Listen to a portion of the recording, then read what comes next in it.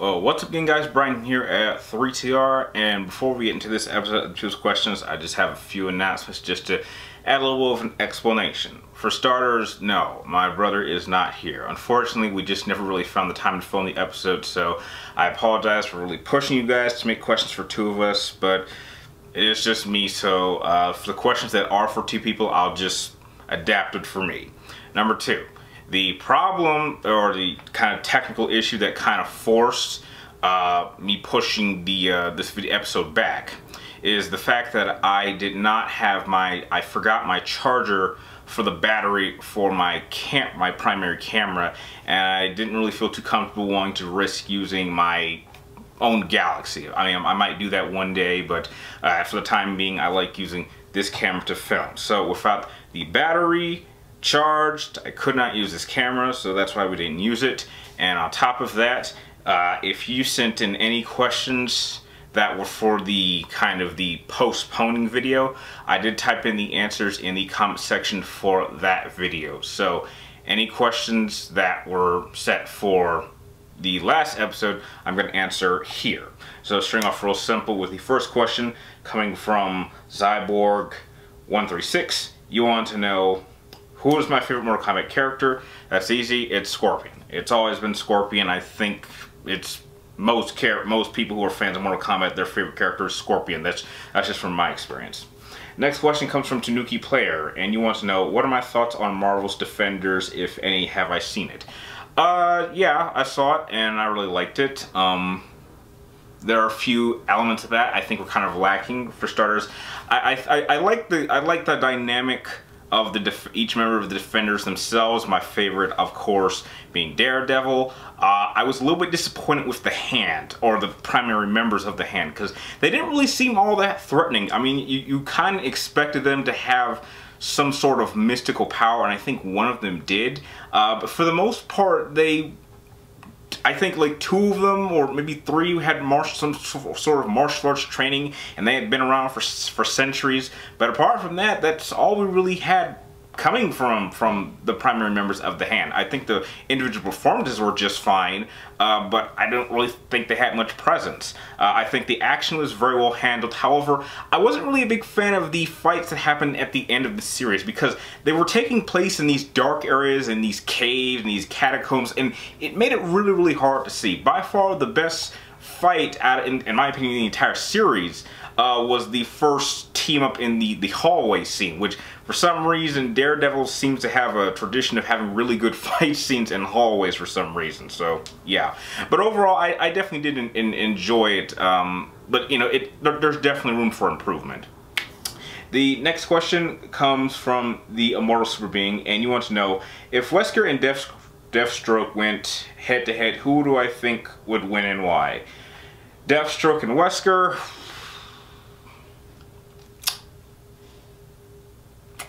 I'm going to be honest, I'm going to go with Deathstroke. The reason I'm going to say Deathstroke is I think that in terms of equipment and martial arts, he definitely outclasses Wesker. Wesker is, without question, a special martial artist in his own right, and he has superhuman enhancements, but he really has nothing that Deathstroke hasn't dealt with before. I mean, he's fought against people like Batman, who are like the greatest martial artists in the respective universes. He's fought against the Flash, so he's fought against metahumans that far exceed Wesker's capabilities. So I don't really think Wesker is bringing anything to this fight that Deathstroke wouldn't be able to take down. Next question comes from HugoBlood881, and you want to know, do I have a favorite music track from a game or movie? Do I have a favorite track? From a movie, I think my favorite track would probably have to be the March of the 501st and Star Wars Episode 3, Revenge of the Sith. I'm a big John Williams fan, but that theme really stood out to me. In terms of video games, I'm going to go with Servants of the North from Final Fantasy X. The theme for that, it plays when you're traveling through the Mount Gagazet. It's just an absolute beautiful track. I recommend that you guys at least take one quick listen to it. It just absolutely beautiful music. Next question comes from Diadrive, and hang on, I think Anna, you got like an extended. Okay, your question is between Asura from Asura's Wrath, I'm guessing that's how it says, and Worldbreaker Hulk, who do I think would win? I gotta be honest, I don't know who that first character is, and I'm fairly certain that Worldbreaker Hulk is pretty damn powerful, so I guess I would pick Hulk by default, because I don't know who this first character is. Next question comes from Santos Scarpino. Do you want to know which is my least favorite PlayStation exclusive game? Not serious, just one game in particular. Least favorite PlayStation exclusive? Not really. I'm gonna be honest, I'm not really a fan of, I can't really pick one in general, but I'm just not a fan of Gran Turismo.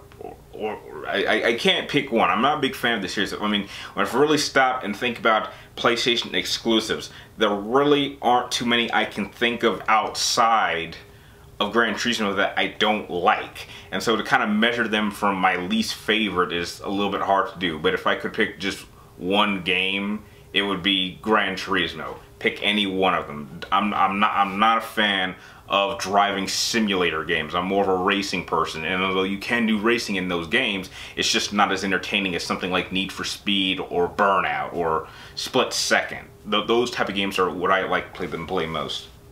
Next question comes from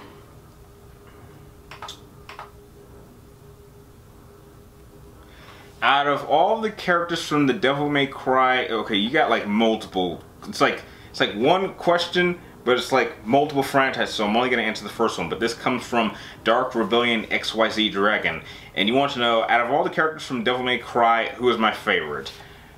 Virgil. Virgil is my favorite character in Devil May Cry, without question. And the real Virgil, not that bullshit Bob and Steve shit that we got in DMC, which is clearly all real fans of Devil May Cry know that's not a Devil May Cry game. I think I think we can all agree there.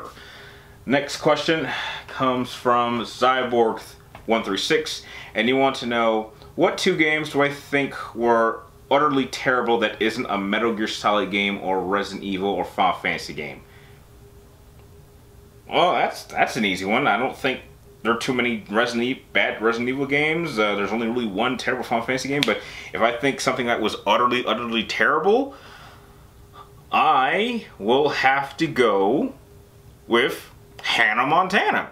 That was a terrible game, no doubt, but it was leagues ahead of Final Fantasy 13. Heck, I actually could make fun of that game, which I did to some degree, and I'm not ashamed to say that on camera. But yeah, I do think it was terrible. And another, I guess, terrible game I own was Kane and Lynch Dog Days. Something about running around Shanghai butt naked and just these terrible video filters when you kill people. It was just utter trash. The only reason I picked it up was because I was gonna get it for like less than $4 from GameFly, which really tells you that probably they want to get rid of it and were willing to sell it cheap. Next question comes from Matt Cruz. You want to know, is there a movie that I really enjoy that my brother usually doesn't like, and vice versa? No. I'm trying to think. Let's see, a movie that... that's a tough one. Yeah, I would need him for that, because we definitely have different tastes. We'd be surprised what type of movies we would like together and what movies we don't like. That is a hard one. Next question comes from Kenny Kasumu, I hope I said that right. And you want to know, what is the one film you treasure and you want transformed into a parody? A movie I treasure that I want to be... No, if I treasured the film, I would never want it being turned into a parody, which my top 3 favorite films of all time are Inception, The Dark Knight, and Terminator 2. But I'm fairly certainly there's some spoof movie out there that's referenced at least one of them at least once. I mean, I know South Park does it all the time. So I think that to some extent those movies have been spoofed in some sense, but I wouldn't want to see a whole movie based around it. Next question comes from... I don't even know how to pronounce this name, so I'm just going to leave it right there. But you want to know, if I could put together a serious Sam versus Duke Nukem fight, how would the outcome be? Sam? Like Sam Fisher? Like, you gotta be a little more specific. There's a lot of Sam, so I'm guessing it's Sam Fisher versus Duke Nukem. I guess if it was a serious fight, or I'm guessing maybe Serious Sam as a character, I don't know. I'm not sure. I don't know who Serious Sam is, so I can't really answer that question. Next question is, why won't I, comes from Queen Vivi, I hope I said that right, and you want to know, why won't I just use YouTube, Kiss Anime, etc. to watch shows? Why do I need to get physical copies?